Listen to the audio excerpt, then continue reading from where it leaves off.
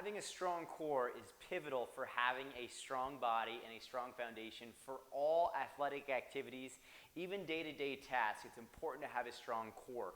So there's a couple of different things. There's a lot of misconceptions with having a strong core.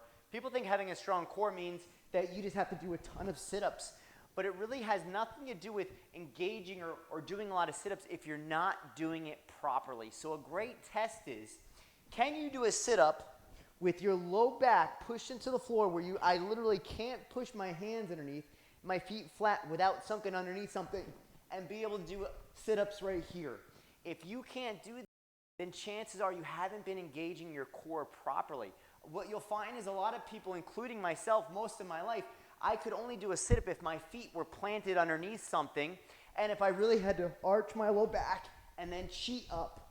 But can you do it from this position and come up? It's going to take a little while to develop that. If you're not there right now, then I would say work into it. So a couple ways to do that is really focus on this position right here, and then just work on crunches from here. Again, I cannot fit my hands underneath my low back when I do this until you can get in that sit-up position. That's going to engage the lower part of the core, which so many people try to engage, and it's going to build a strong, solid core, and not just muscles surrounding the core, which you think you're working your core, but you're actually working other muscles. Another thing, so that's the foundation if you're doing any sort of sit-up motion. The next thing is planks.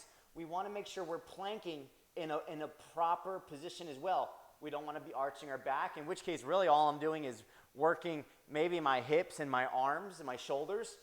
We want to almost be tucking our tailbone underneath just a little bit. Again, tucking this under, and I am engaging my core. I can feel it. A good thing to do is also, just touch the areas that you want to gauge, and I'm curling in and I'm holding it from here.